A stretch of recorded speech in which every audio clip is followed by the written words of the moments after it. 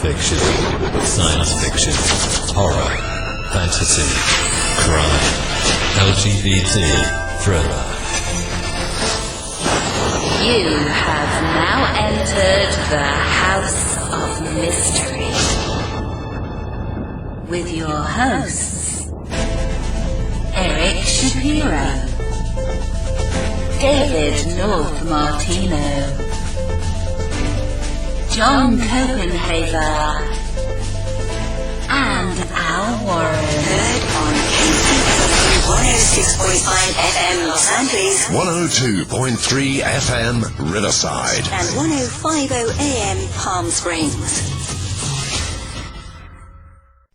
It's that time again. You are back in the House of Mystery, and I'm Al Warren. And, of course, co-host is Mr. David Marty Martino. I get a new middle name now. Yeah, I'm trying to figure out if we should be calling you Marty or not. Marty. Well, I used to go by Dave Martin on the on college radio. It's kind of like Marty, I guess. Yeah, well, back in the day. But that was back when, that was back in the 90s. Yeah, I was going to say a long time ago, But Mr. Martin, it sounds too formal. Yeah. Yeah, Marty's better. Marty. Fly Dave Marty. Pants. Yeah.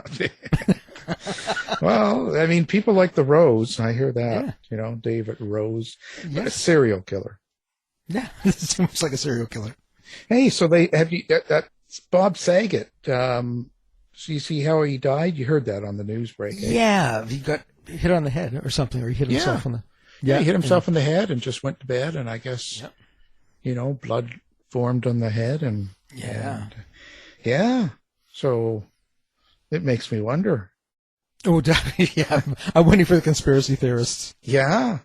And plus he had, I guess they say, he had COVID. So, I don't know who's going to kill him, but somebody did. Somebody had to. Hillary Clinton did it. That's who did it. That's who they blame all the time. No, Bill Gates. Bill Gates, that's who did it. Yeah. It was the chip. The chip made his head explode. Oh, it's terrible. Well, so anyway, and Peacemaker. So you're on to that series? You're going to do a review yet? I haven't watched that yet. I was You're going to like it. Am I? Yeah. Oh. They play all that 80s heavy metal stuff. Oh, okay, perfect. Lita Ford, all your favorites. Yeah. So you're going to Big Lita Ford fan. Yeah, well, there you go. So you're going to like it. Just for that. Anyway. Well, let's get on to the serious stuff. We've got Lita Ford here today. No, we don't. Today we are speaking with an author. And she's got a book out called The Wrong Woman, and it's a novel, a Kendall Beck thriller. And that's Leanne Kale Sparks. Thank you for being here. Hi, it's great to be here. I'm really glad that I'm not Lena and you didn't ask me to sing, though. Yeah. I wonder whatever happened to Lita. Do you think she's still around? Oh, yeah. Yeah, she just took her music off of Spotify, I think. Oh, really? Yeah. Oh, did she? I thought that's what I thought I heard. She's good for her. With Neil Young. Good for her. Yeah, we went on Spotify just so we took our show off.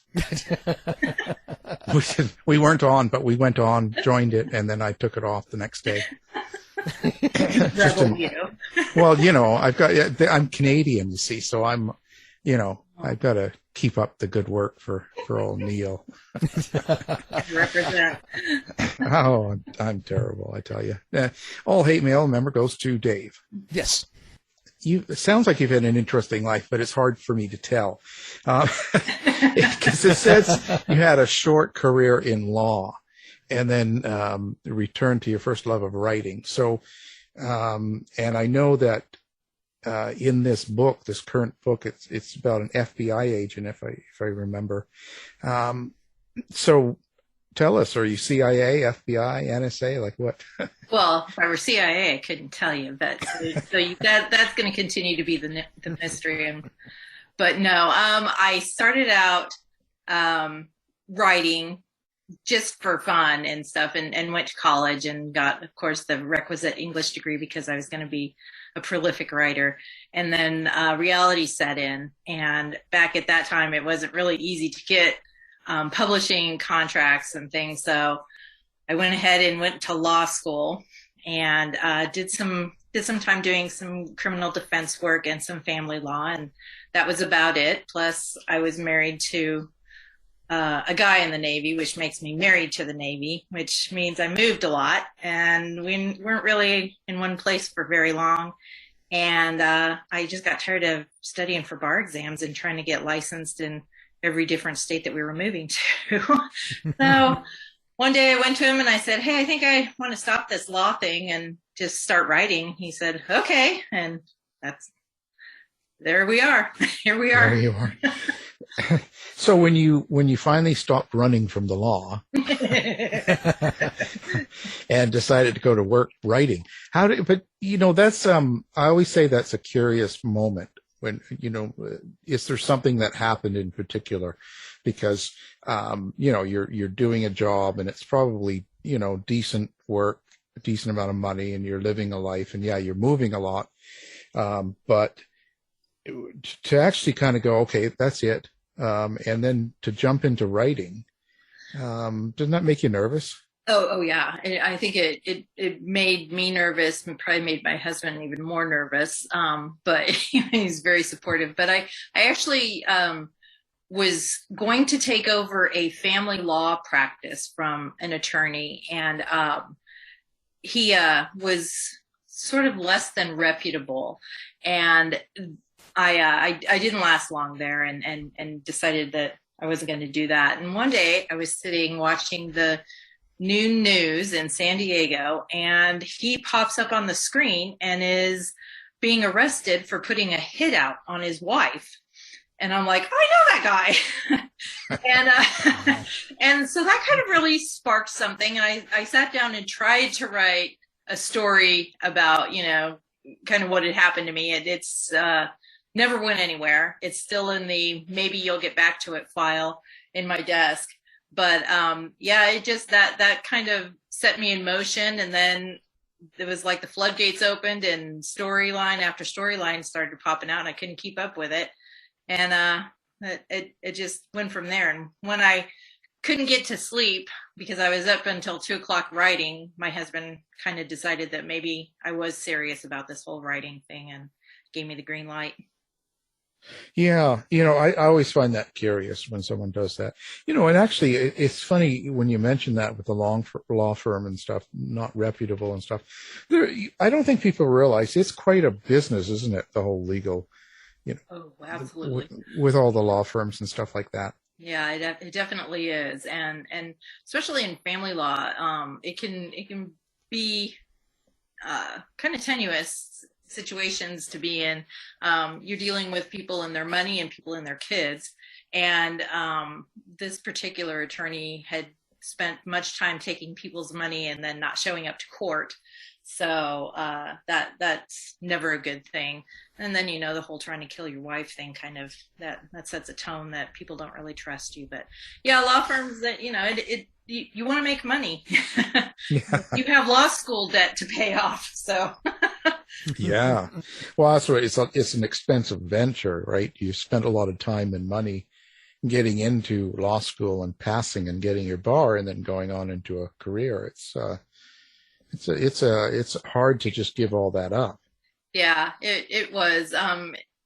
But there again, I was returning to something that I really loved. So it was maybe a little bit easier for me than just, out and out quitting because I didn't like it. Because I did enjoy it. I just didn't enjoy taking the bar exam. So yeah. And at least you had the writing. Otherwise, it'd be supersized or yeah, I definitely. You don't want to just part. Yeah. Okay, so when we get into this book, okay, you say this is a Kendall Beck thriller. So how do you describe what a Kendall Beck thriller is? Well, Kendall Beck is an FBI special agent. She works in the Crimes Against Children unit. So right there, it's already sort of dicey. I had a few publishers that didn't like the storyline that where it starts off with Kendall being involved in in searching for a girl that may have been kidnapped or abducted, and it turns out that she may have been molested. So they kind of backed off on that, and I finally did find a publisher that said, we're not squeamish about that, and thriller readers aren't squeamish about that. And so this book really it follows her in this investigation into this child abduction, but then she learns that her best friend is murdered, and she shifts gears and starts unofficially working with the Denver Police Department to find out who murdered her best friend. And it's just kind of, the one storyline kind of begets the other storyline, and how those two kind of interweave and make a big mystery. How do you think a story like this comes to you? Is this something that you have kind of maybe run across in your legal career or life, or do you think it's just something that comes to you in the middle of the night? Well, I can't actually remember how this story came to me. Usually it's something that's sparked by maybe a news story or an article, or anything can actually spark it, and you go, oh, well, then what if this happened, and what if this happened? But Kendall, her character, I wanted to make her a special agent in the Crimes Against Children unit, because I have luckily had a contact that was in the FBI and in that unit, and he was able to introduce me to some FBI agents, so I got to see how they worked and what they were doing. And I think it's such important work that they do in this unit that I really wanted my character, the Kendall character, to be in that unit and be somebody that is really fighting for good and doing, just a horrible kind of job. Yeah. When you focus on that unit, the child protective and all that, I wonder, do you think that the public in general understands really what kind of work they do or what goes on in that unit? I don't think so. I don't, because before I had heard of it, before I was introduced to it through my FBI friend, I hadn't ever really heard of it and hadn't really considered it. And there's so many areas that they cover. It's not just like child abduction that you hear about on the news where, all of a sudden a kid is just taken and you never see him again. It's the grooming of children. It's the finding the right kind of child that feels like they're not loved or not accepted. And these men and sometimes women find these people and these kids, and they groom them to be prostitutes. And it's just really a horrible existence. They get them hooked on drugs, and it's just not a good thing. And so I wish that more people understood what this unit was doing. I know that they put out press releases sometimes, and there's usually annually they have a big roundup of these sex trafficking rings. And I was really surprised that they do this like at the Super Bowl. So expect something at the Super Bowl where they kind of go in and this is a big part of big events like this, where people go in and they can buy children. And it's so I wish there was more that they could say about it, and it could be more, known, so people can take better care of watching out for these things and seeing what the FBI is actually doing, because it is important work, and I think it's really kind of hard work for them to do, and not many people want to get into it. Yeah, and one of my books I wrote years back was In Chains. It was about trafficking, and there were so many things going on in the U.S. like that, child trafficking and kind of like you were describing. And I was surprised when we were doing promo for that book, how many people were like, their response was, that doesn't go on here. That couldn't go on in the States, or that's not real type thing. And it's like, no, there's a ton of it happening right now. Yep. That's why I put this, I wanted to put the setting in Colorado, because that's where I'm from originally. and I wanted to do it in Denver because there's a big, there's two big interstates that go right through there, 70 and I-25, and it's lots of trucking, there's lots of traffic, and those are the areas where this sort of thing happens, where these major highways and stuff. And so I really was I'm amazed at how many people don't consider that either. And I have 3 girls. They're grown now, but still there's a lot of, be aware of what's going on around you. Just be aware of, you have to take care not to do certain things. And like most kids, they think, that won't ever happen to me. And it's really hard to kind of get through to people that, this kind of thing can happen. And once it happens, then it's too late. Then it's too late. You can't go back and say, I should have, I should have done this. I should have warned them about that. I shouldn't have let them go here by themselves. So I think it's important to kind of get it out there. And I'm happy that Crooked Lane let me go down this line, this storyline, because I think it is important for people to consider that it can happen to any child. It can happen to anyone. And it's big. It's a big business in this country. Well, with your research into child trafficking and your writing, is it hard for you really? Do you need to decompress from researching and writing about stuff like this? Yes, that's why I have a very good wine collection. That's the way to do it. It does, yeah. It's coffee in the morning, wine, after coffee. But yeah, it can get really tedious sometimes, and it can get just depressing to consider. And so I know when I'm getting too far down that road of where I'm getting too involved and I need to take a break because it's just too heavy. And so I'll, leave my office and go and usually now my husband works from home, so I can go and talk to him and stuff. But, and it can get really hard to go down, but sometimes when you get into the research, you just keep going and you keep going and you keep going. And, hopefully you don't get too far down that road to where it just gives you nightmares. I haven't been there yet, so I'm glad about that. Well, it'll come. I'll warn you now. I mean, I've done, I don't know how many, 26 true crime books or something. And I think what it is, to be honest, is you are dealing with the negative element of human, you see, you're constantly dealing with what people do and you just don't understand. You go, why? This is crazy. That's terrible. And you kind of go over it and over it again. And if you get a lot of that, I think the only way out of it is to drink a lot of wine. No, is to, no, you got to find good things that people do. Yeah. You got to look for some positive on the side as well to kind of realize that, it's like I see this with police and different law enforcement that really get involved in cases and they start acting like everyone is bad because that's all they're dealing with. So it's hard to pull yourself out of that. So you just have to be drunk. Yeah.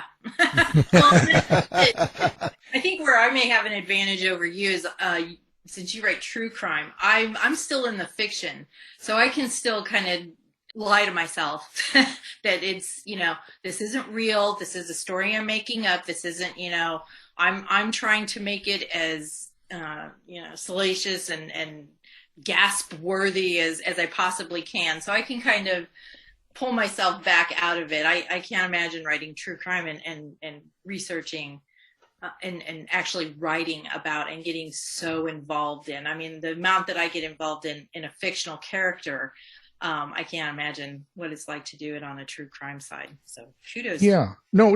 It's got its moments. It depends on the case and it depends on how far you go in. If you're meeting the killer and you're meeting the family of the victims and all that, when you're going through all that, because you have to kind of bounce off of their emotions. So, it's unusual. It usually bothers you after. Yeah. more than at the time. For me, anyway. I mean, everyone's different, I guess. So, is that kind of the subtext or something that you want people to get? So, if I pick up The Wrong Woman and I read it, there's the story and there's all the salacious details and all this thing going on. But after I read it, is there something you're hoping I take away from the book? Well, the main character goes through a lot of growth, sort of. She learns a lot about her best friend, in that she didn't realize a lot of stuff that was happening to her. And Kendall Beck as a character, she takes on a lot of what is happening around her and to her, and thinks that she is failing. So, I would love if people would become more aware of the sex trafficking side of it, but that's really kind of a minor subplot in the book. The overarching plot in the book is this relationship she has with her best friend, who's now dead, and she's realizing that there was a lot of stuff she didn't know while she's trying to find who murdered her.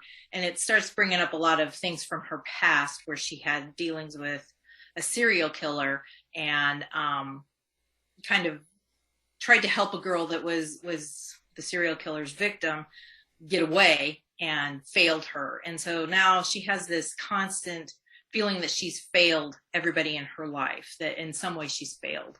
And that's really kind of what keeps driving her. And it's kind of sad, because it's also, it drives her forward. But if she would just take a step back and realize that she didn't, it's not all her fault, then she might, be a little bit happier, and not take on the burdens of the world. But then again, that's really what drives her and makes her a good FBI agent. So it's kind of, Yeah.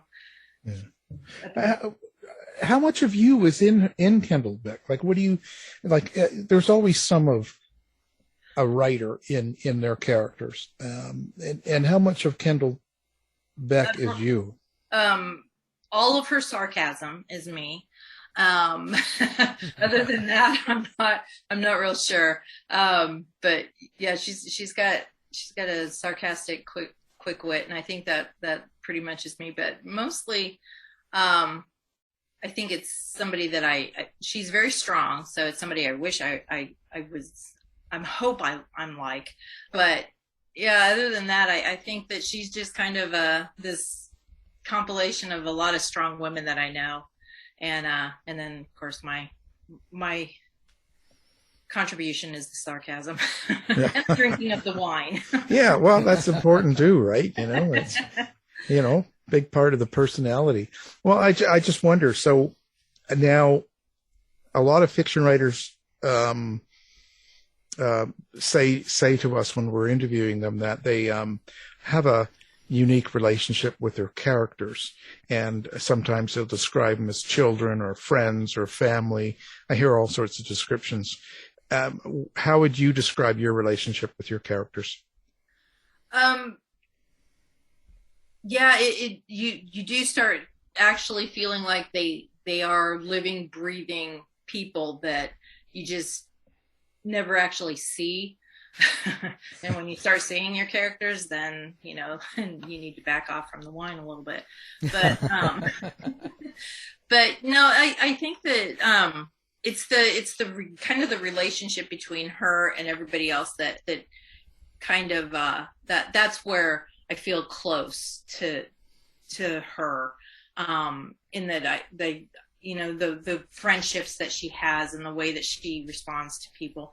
But yeah, she pretty much just lives in my head, but I do feel kind of like it's somebody that I know, that she could be a person that I would be friends with and know and stuff. But so far she's just in my head.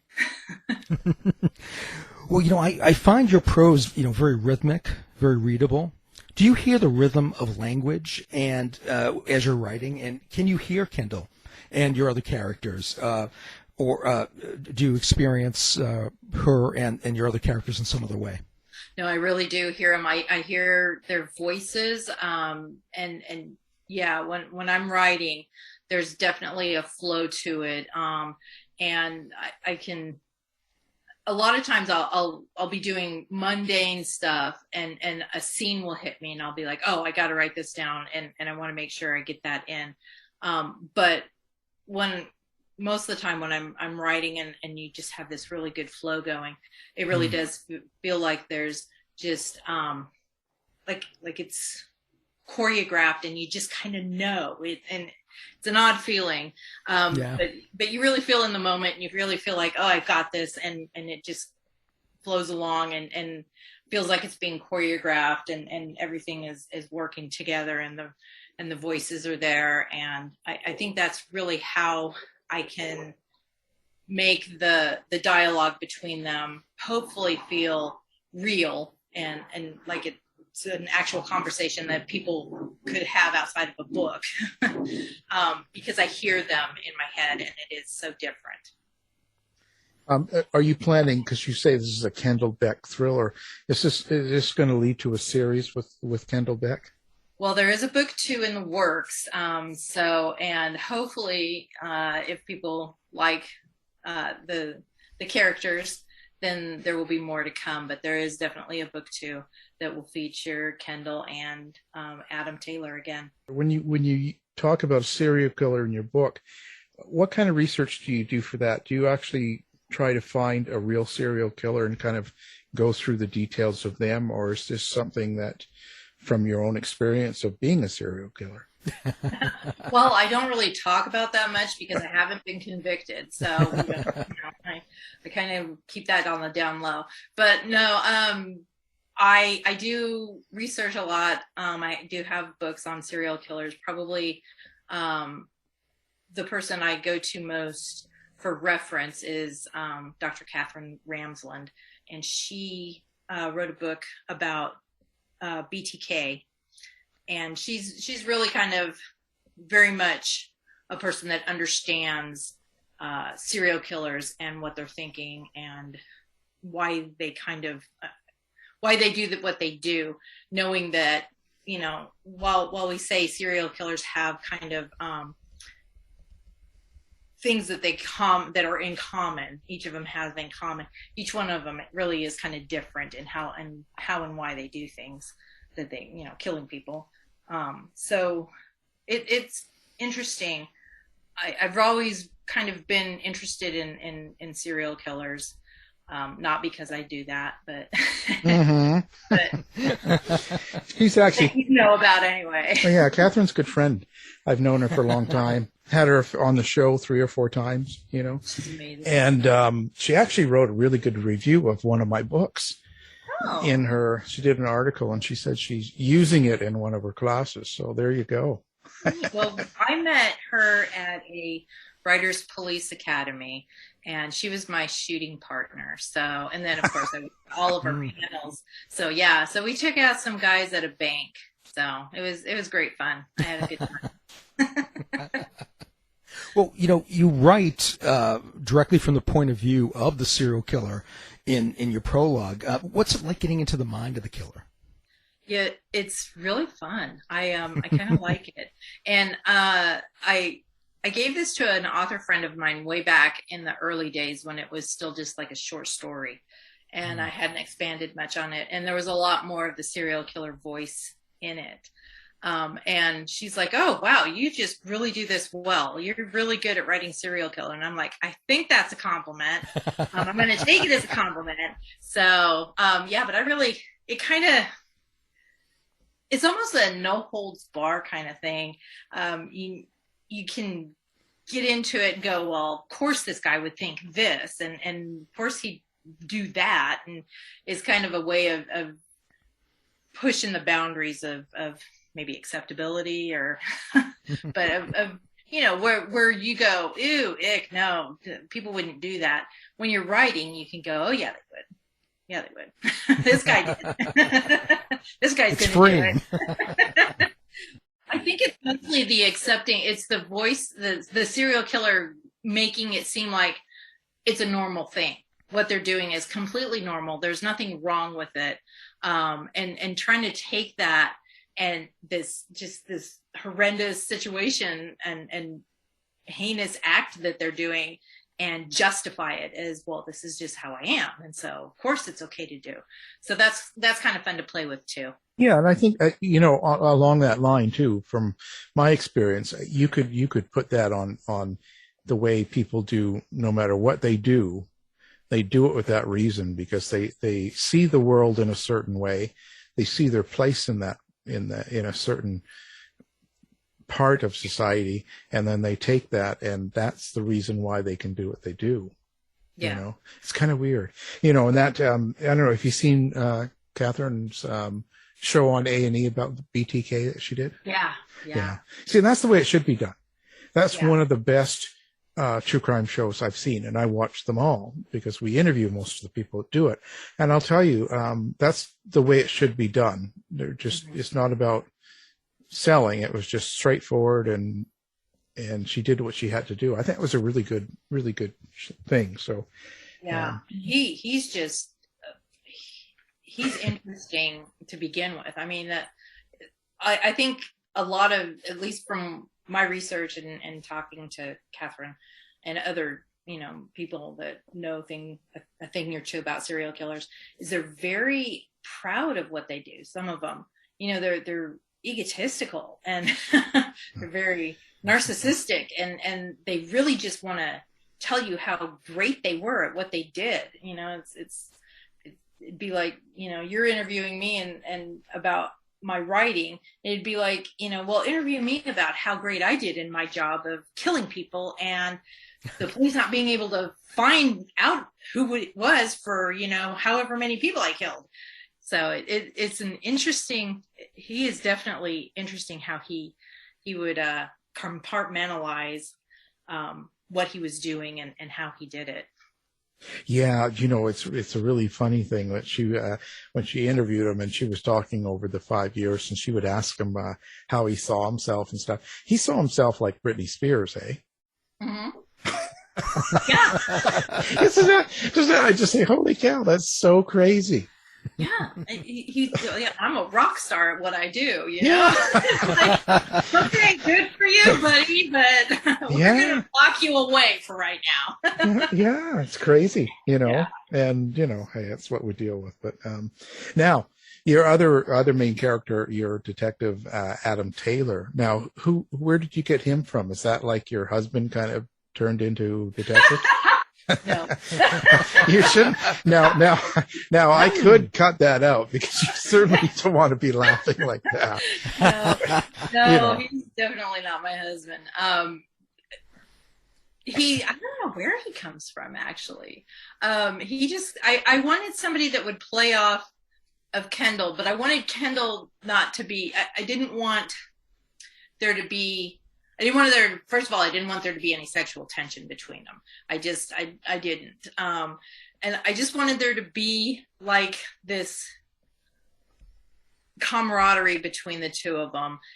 But I wanted him to be kind of like taken aback by her a little bit. So, not expecting her to be as tough as nails maybe as she is. And she kind of says things like it is. And I wanted him to be like, I wanted her to have the upper hand a little bit in the relationship, and him kind of sitting there going, what in the world am I gotten myself into? So I'm not really sure who he is. He's probably somebody I've met in my past that I've forgotten about, and he snuck back in there. Oh, so you see, we're getting to secrets now. Yep. Well, this book is kind of about secrets, so you'll cut this part out, right? Yeah, sure. Yeah. That's it. That's going to be the promo. My husband's going to come home from his business trip and go, so I heard you've been thinking about other men, and that's... They're fictional. They're fictional. They're fictional. They're fictional. I don't know that helps. No, probably not. I was just dreaming it. Yeah. It was all a dream. No, well, that's interesting. So do you find characters or supporting characters and that from places and people you've seen? Do you go out to coffee shops and you kind of peruse, or hanging out at the mall? And where do you get all these other characters? I think that you definitely have to be somebody that wants to be an observer of people, I think, to write fiction. I love going to coffee shops and going to when you could go to the mall, go to a mall, the airport, places where people kind of sometimes will let their inhibitions down a little bit, and because you can sit, like in an airport, you can actually sit there and watch people walking by and having conversations that, they don't take into account where they are and that other people can be listening to them, and they may not care because you're never going to see them again. But yeah, I think it's a lot of the characters that I come up with are just maybe people I've seen or things that I've seen people do. And it's like, it's not just like, oh, I know this person and I'm going to make them this character. It's more what you observe people doing. And then, of course, in your writer's brain, you can make that go, well, what if this happened? And what if they're like this? Or, what if they have this secret life that nobody knows about? And, you can kind of go down various little avenues on that and make a pretty interesting character that isn't anybody that's real to life, but just kind of a compilation of things that you've seen. Well, I'm wondering, in the course of your writing, has Kendall or any of your other characters done anything to surprise you? Gone off the rails or anything like that? In this book, the biggest surprise to me was that I was probably about 2 edits away from actually having a polished manuscript to send out. The serial killer changed. Who they are changed. And I was like, oh, well, that's a surprise. So that, I guess that is a character that surprised me. Mostly, I think that where Kendall will surprise me sometimes is she has unguarded moments, and I think that that's actually something that a lot of people don't ever really see in people that they know. Like if you meet somebody and you're like, oh, they're so strong, you just don't ever get to see that the side of them that isn't strong, and they do let go. And so I think that there are a couple times in the book that she kind of lets her guard down, and you can see some emotional side of her. So when you finished this book, sent it in, got it edited, and now it's published, do you think the experience has changed you some, and will your next book be different because of it? Well, it's been an experience. Yeah. I didn't really understand as much as I'd like to about traditional publishing and how things kind of the amount of time it takes and stuff. As far as the writing goes, I think that just by writing it and being involved in, you write and then you edit and you read it and you read it and you read it. And so you get to know the characters really well. So I think that there's a lot of, in book 2, it really focuses more on Adam and what he's going through, because he's the one that is in trouble. His niece is kidnapped. And so Kendall comes in and helps him with that investigation. And so it's more of an emotional roller coaster on his side in book 2. So we'll get to know more about him and his family and some things going on. And then how that relationship between Kendall and Adam kind of grows, and their friendship grows, and things that actually happen in real life with friends where sometimes they just don't agree on how things work. And I think there's some of that tension that's going to be in this interesting book too. Any influences that help you when you're writing? Oh wow, I am a huge reader, so I love anything by Harlan Coben and Karen Slaughter and Lisa Gardner and Tammy Hoag, and the list goes on and on. But I really think that I love Harlan Coben and Karen Slaughter because I think that they kind of gave me permission to actually make characters that talk like real people, and that they have these issues and stuff. So they're not perfect people that come in and I think I think those are the two that have really. Oh, and don't forget me. You always mention me. Well, and you. I was just speaking on the fiction side of thing. On true crime, it's totally you. I'm going to get a 100% complex. you. Nobody mentions me, you know. I tried to put you in the back of my book, and they said no, because Alan will get a big that's head, true. so we can't have Yeah, that's it. That's me. That's Al. Yeah, that's me. Wow. So I wonder then too. So any of your fans or people that read, what do you think influences you that would really surprise them? Like, are you listening to ballet or heavy metal, or is there something you do that sort of would be out of character for the books you write? I can only write to classical music.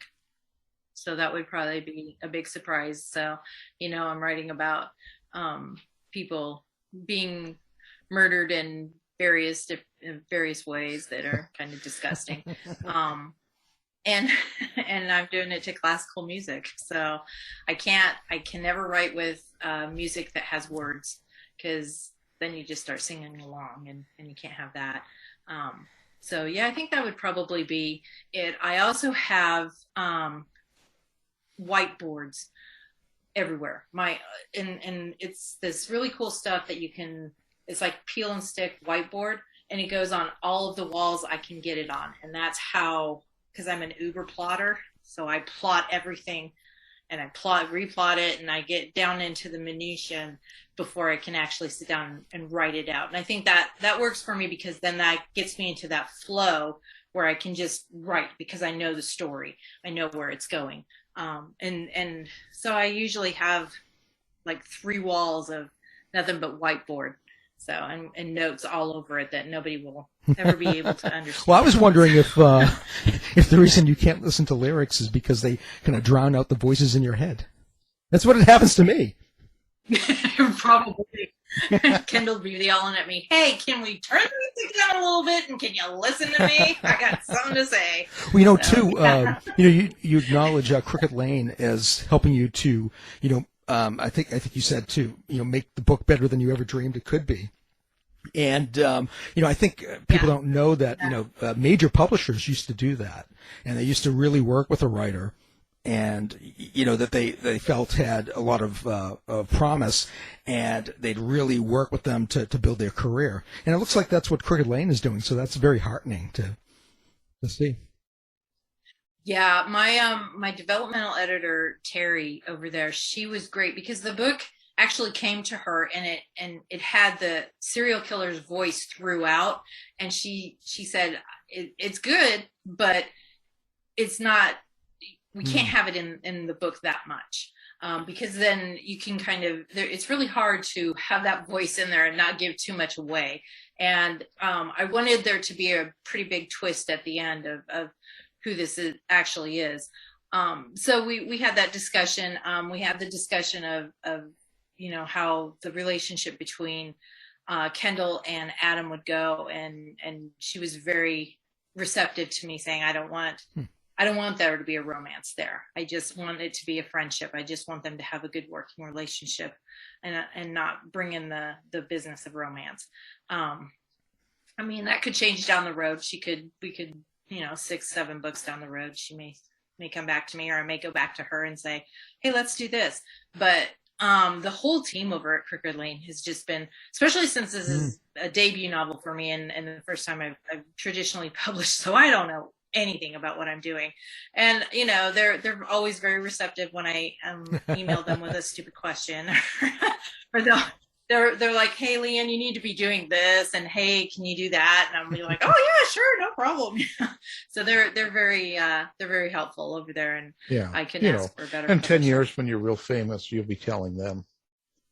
Yeah. Yeah. Hey, Yeah. I don't like this, so I'm gonna be asking for only the green that's M&Ms what I in do. the hotel room. You know? Well, I have a band on my arm that says, what would Alan do? Well, of course. I mean, Yeah. I mean, who doesn't? So your structure, so you outlined everything, it sounds like, which is great. I mean, and it works for you, but are you the type of person that can just turn it on? So you've got nobody in the house, or you've got some quiet time. Can you just go, well, 11 to 3 today, I'm all alone, I'm going to write, and can you just sit down and write? Or do you have to be in a mood? Sadly, I have to be in a mood, and but usually I can get in that mood. I can the way our house is set up, even with my husband working from home, because everything changed after quarantines and with the pandemic, and so he works from home, but he's got his own office, and I've got like the whole upstairs basically for my office, so I don't hear him. And I'm not bothered by him, and I can turn my music on, and I can look over my notes, and whether I'm still in the outlining process or in the writing process, I can usually get into it pretty well. The only parts that I really struggle with writing is when I get to, I have to write in chronological order. I can't skip around. A lot of times people can be like, I've gotten,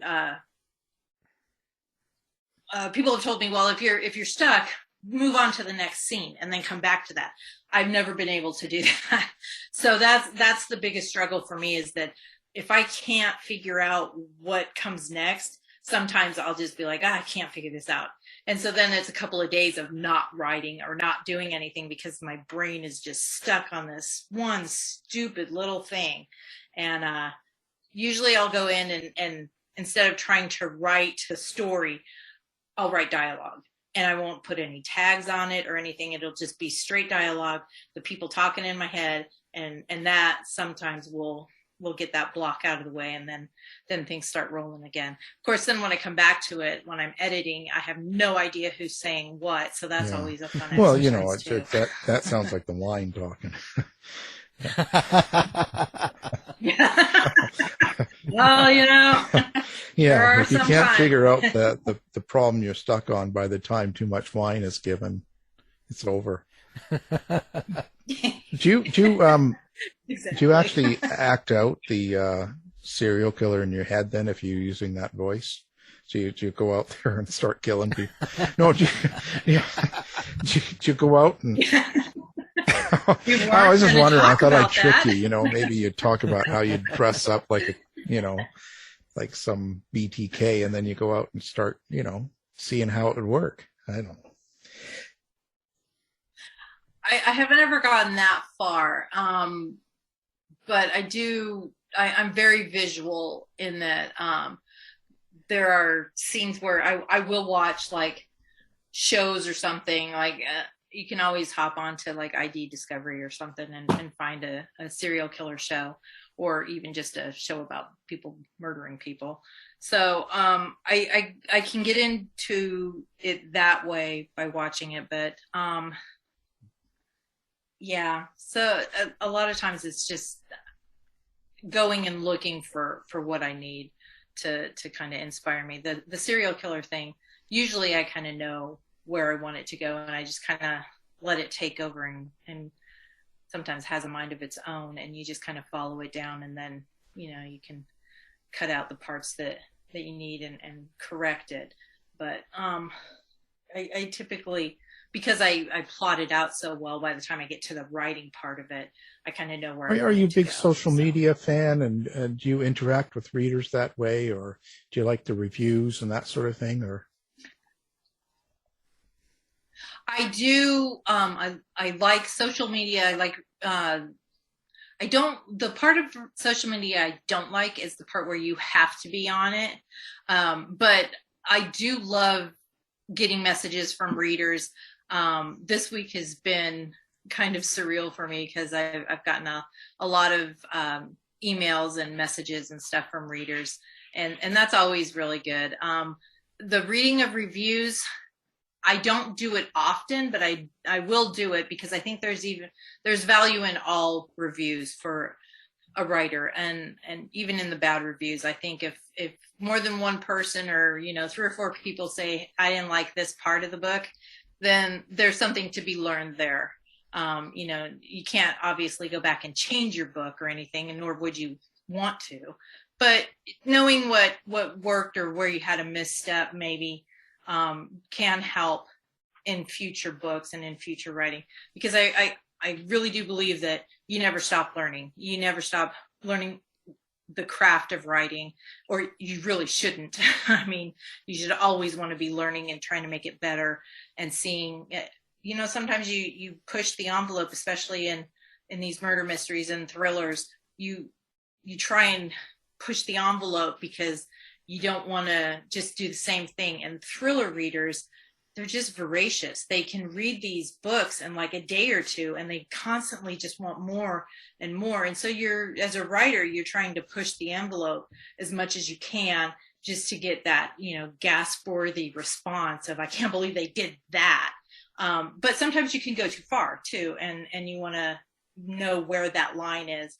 So I think reading reviews can kind of, not only can it bolster you, but it can give you some good information and good input. You're far too nice. You find that bad review, you find out who they are, and you take them in the next book, you kill them. You make them an awful person, and you make them suffer. I don't need reviewers for that. I've got enough people in my own life that I can.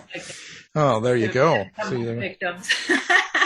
So, okay, how do you like people to interact with you? Do you like certain social media sites, or do you have a website, or how do you like people to get a hold of you? Well, I do have a website, and there's a contact page on there, so that'll send me email. And also it has links to all the social media that I am on, Facebook, Instagram, TikTok, and all of those. So it's kind of a one-stop shop. You can go there, you can find out about me, you can find out about my books and where to get them, and you can find out how to interact with me on social media. Well, we'll have that linked on our website as well, so people can find you with one click, and let you know what they think of your book and and things like that. How did COVID go for you? Like, writing during COVID and stuff, does that outside stress get in the way? Like you say, you kind of have to be in a mood. Well, it didn't, COVID didn't actually bother me because I was so used to working from home anyway. So, and I don't really leave the house that much as it is, except to, run out to the coffee shop or something, or go to the grocery store. But, so it didn't affect me that way. It was more, having people in the house all the time. Like I said, my husband, he was home all the time, and my eldest daughter, finished up her master's degree in Scotland and came back, and then COVID hit, and she was stuck at our house. And so she was there for about a year. And that was difficult because whenever you have a child come home, who's lived on their own, there's a little tension there. So I think it helped, but it helped me in that, because she was there, she also is a writer, she writes nonfiction, but we could bounce things off of each other. And so that was nice to have another writer in the house. But it wasn't horrible for me.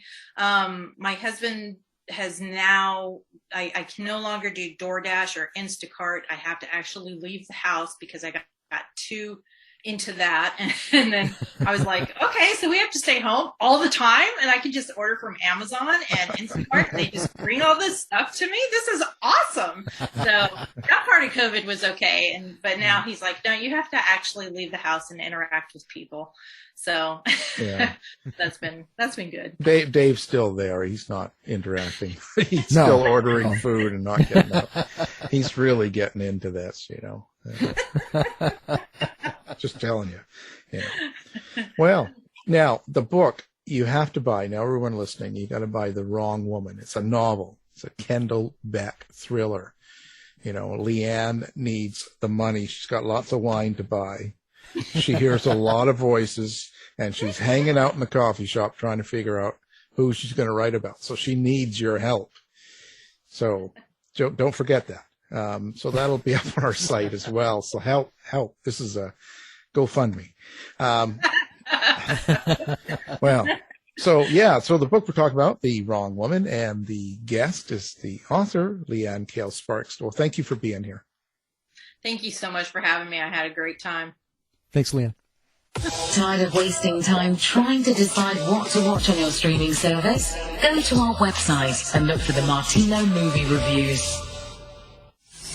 To find out more about our show, guests, or to listen to past shows from our archive, please go to www.houseofmysteryradio.com. Show's over for now. Was it as good for you as it was for me? Well, good night. This has been a production of Something Weird Media. I'll be back.